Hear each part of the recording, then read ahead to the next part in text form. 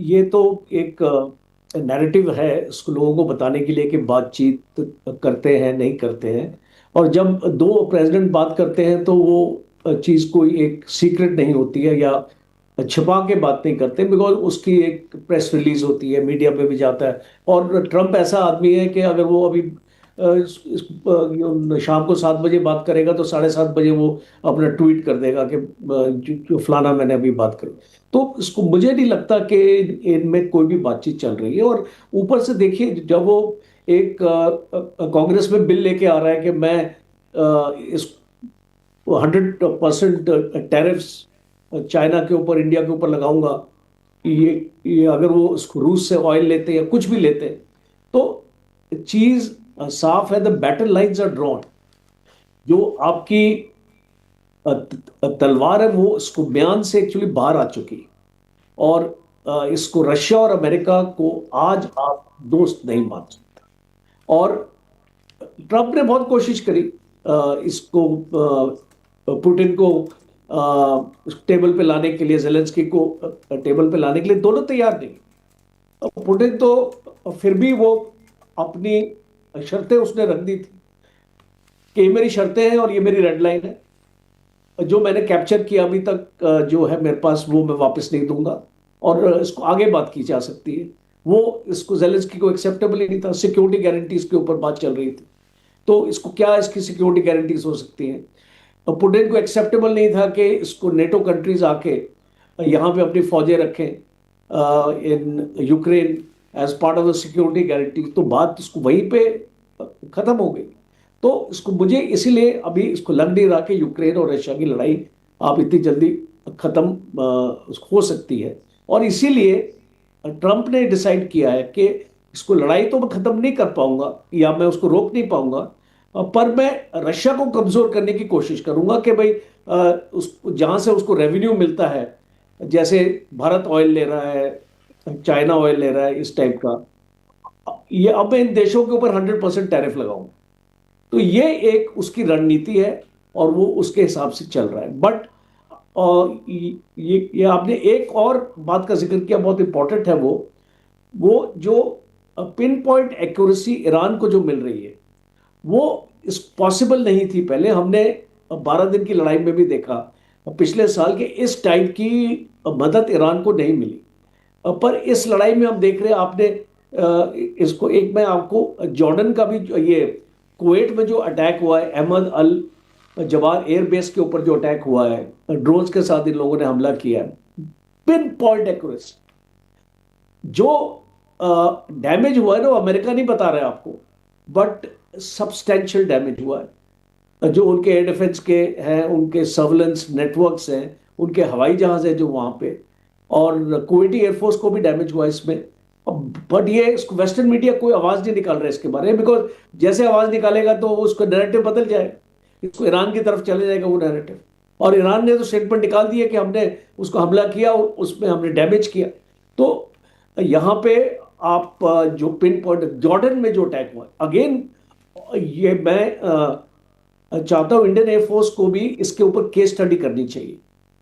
Jordan का जो attack था, जैसे जो इसको अमेरिकन F-35 को गिराया, इसको ग्राउंड पे तबाह कर दिया, वो again it was case of pin point accuracy. और ये जो इनको कोऑर्डिनेट्स और ये जो सैटेलाइट से जो इनको इंफॉर्मेशन मिल रही है, वो खाली रशिया से नहीं मिल रही। प्लीज डोंट फॉरगेट के चाइना का बेडू 3 सिस्टम जो लगा हुआ है, जो उसने पाकिस्तान को दिया था हमारे साथ युद्ध करने के लिए, वो जो किल चेन, हम उसको बात कर रहे थे कि इसको एयरक्राफ्ट के रडार ही नहीं खुले और उससे जो आपके एयरक्राफ्ट जो है हम उनको डिटेक्ट नहीं कर पाए एयर में। और जो हमारा स्टेल्थ एयरक्राफ्ट था उनको उसको ग्राउंड से और उनके अवैक से जो उनके ग्राउंड बेस्ड रडार से उनको इंफॉर्मेशन मिली, और वो इंफॉर्मेशन एयरक्राफ्ट के मिसाइल सिस्टम को फीड कर दी गई और उनका मिसाइल हमारे ऊपर आ गया। सिमिलरली इसको यहाँ पे भी हम देख रहे हैं, एक similar type of technology use हुई है। और एक चीज और आपने देखा होगा, ईरान के पास जो चाइना ने इस बार जो इसको मिसाइल्स दी हैं। अब देखिए, आपके पास स्टेल्थ एयरक्राफ्ट है, स्टेल्थ एयरक्राफ्ट को आप डिटेक्ट नहीं कर सकते, बट जो उसका एग्जॉस्ट से जो जो उसकी हीट निकल रही है, अब इनके पास ऐसी मिसाइल्स आ गई है कि वो स्टेल्थ को तो नहीं पकड़ रही, वो ये एग्जॉस्ट से जो निकल के आ रहा है, आपकी फ्यूम्स निकल के आ रही हैं, वो उसकी जो थर्मल रेडिएशन है उसको पकड़ रही है और उसके ऊपर होमवर्क करके खत्म कर रही है। और इसीलिए एक या दो आई थिंक F-35 अमेरिका के लोगों ने गिराया है। और आज एक ऑफिशियल एस्टिमेट दो इसको अमेरिकन बोलते हैं हमारे 11 इसको हवाई जहाज गिरे हैं, but actual count is almost 3 times to this. तो एक और इसीलिए ईरान ये बोलता है कि भाई हम ये लड़ाई जीत रहे हैं, बिकॉज हमने आपके इतने हवाई जहाज गिरा दिए। अब देखिए, ईरान की एयरफोर्स तो कोई ग्रेट नहीं है, तो वो इस एयर टू एयर बैटल तो हुआ नहीं, और उनके पास ऐसे हवाई जहाज भी नहीं जो मैच कर सकते अमेरिकन के हवाई जहाज को। बट उनके पास जो मिसाइल्स हैं और जो एयर डिफेंस का उनके पास जो महकमा है, और जो जमीन के अंदर रहता है, थोड़ी देर के लिए बाहर आता है, फायर करता है और फिर से जमीन में घुस जाता है, तो अमेरिका डिटेक्ट नहीं कर पाया, उसको कंफ्यूज करके रखा हुआ है। तो इसीलिए मैं ये मानता हूं जो आप इसको बोल रहे हैं, चाइना और रशिया का बहुत बड़ा रोल है इसमें। दो वो इसको ऑफिशियल स्टेटमेंट्स में उन लोगों ने बोला है कि हमने कोई मदद नहीं करी, बिकॉज वो नहीं चाहते कि टैरिफ लग जाए या ऐसी चीज लग जाए। तो वो एक ऑफिशियल स्टेटमेंट आपको ना तो चाइना से मिलेगी ना तो रशिया से मिलेगी कि हमने इसको ईरान की मदद की, बट ग्राउंड रियलिटी यही है कि इस ईरान की मदद की जा रही है। बिल्कुल, इसी सवाल को लेकर देवनाथ सर के पास चलते हैं। देवनाथ सर, जैसा कि अभी कोचर सर ने विस्तार से समझाया, क्या इसको ऐसे भी माना जाए कि रूस यूक्रेन के युद्ध में अमेरिका ने जो कुछ किया है, यूक्रेन की लगातार मदद करके, उसका बदला रूस लेने की कोशिश कर रहा है ईरान में? ठीक है, बदला लेने की कोशिश कर रहा है। दोनों में परिप्रेक्ष्य जो है एकदम अलग। यूक्रेन में नेटो कंट्रीज और अमेरिका यूक्रेन की फौज को मदद कर रही है रूस के खिलाफ लड़ने के लिए। तो अमेरिका ज्यादा से ज्यादा हथियार खुलेआम दे रहा है, छुपा कुछ नहीं रहा, खुलेआम दे रहा है। अगर नेटो कंट्रीज अपने यहां से कोई वेपन सिस्टम या मिसाइल, रॉकेट, बॉम्ब, ड्रोन अगर यूक्रेन को दे रहे हो, खुलेआम दे रहे हैं, दिख जाता है। लवीव नाम का उनका एयरपोर्ट है, रेलवे मार्शलिंग यार्ड। तो लवीव एकमात्र ऐसा रेलवे मार्शलिंग यार्ड है जो कि यूक्रेन में वो पश्चिमी यूक्रेन में है, वो ज्वाइन करता है आगे पोलैंड के साथ। तो वो सारे दिन उसमें 10 या 12 मिलिट्री ट्रेन चलती रहती हैं, पोलैंड से शुरू होकर, वार्सा से शुरू होकर लवीव आती हैं। लवीव से वह ट्रेन फिर पूरब में चली जाती है, दोनेत्स्क लुहांस्क की तरफ। तो अमेरिका खुलकर हथियार दे रहा है।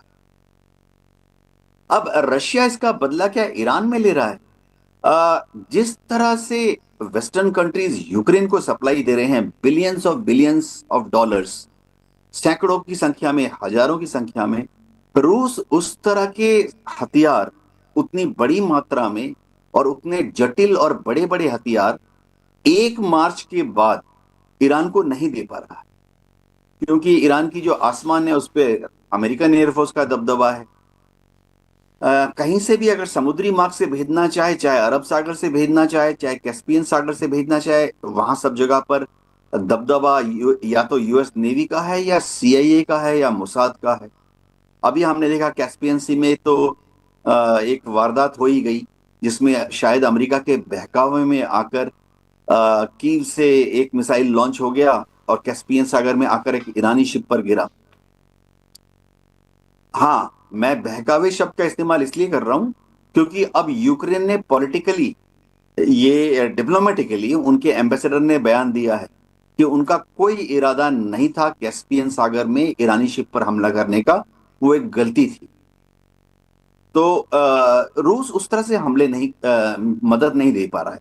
हम कहते हैं ना कि लीदल वेपन्स, नॉन लीदल वेपन्स, या काइनेटिक वेपन्स या नॉन काइनेटिक वेपन्स, अभी जितनी मदद आ रही है वो नॉन लीदल मदद आ रही है रशिया से ईरान को, नॉन काइनेटिक मदद आ रही है रशिया से ईरान को। और जैसे कि जनरल कोचर ने बताया, क्योंकि मेरे को अब मेरे दिन याद आ गए। देखिए क्या होता है, आपको पीस टाइम में दुश्मन के बारे में बहुत कुछ पता होता है। मैंने क्योंकि खुद ही पायलट के साथ फोटो इंटरप्रेटर भी था, तो पीस टाइम में आपके पास टारगेट फोल्डर होते हैं। अब ठीक है, सामने आपके टारगेट फोल्डर है सकर एयरबेस। आपको पीस टाइम में मालूम है कि सकर एयरबेस में बेस कमांडर का घर यहां पर है, पूरा मार्क होता है। आपको मालूम है कि सकर एयरबेस में बेस कमांडर का ऑफिस यहां पर है। आपको ये भी मालूम है कि वहां एयर ट्रैफिक कंट्रोल की बिल्डिंग ये है, और ये जो एयरक्राफ्ट उनकी so and so fighter squad यहाँ पर पोजीशन है, फाइटर स्क्वाड का कॉम्प्लेक्स यहाँ पर है। ये उसके कमांडिंग ऑफिसर, ये उसका एसटीओ, वो उसका R&SS रिपेयर एंड सर्विसिंग का जो वर्कशॉप है वो है, सब पीस टाइम में होता है पता। युद्ध चालू होते ही पता क्या नहीं होता। मैं अभी इंटेलिजेंस की बात कर रहा हूं, जनरल कोचर बोल रहे थे। युद्ध चालू होता है आपको पता नहीं होता कि वो बेस कमांडर के अपने ऑफिस में बैठा है या किसी ऑल्टरनेट लोकेशन से ऑपरेट कर रहा है।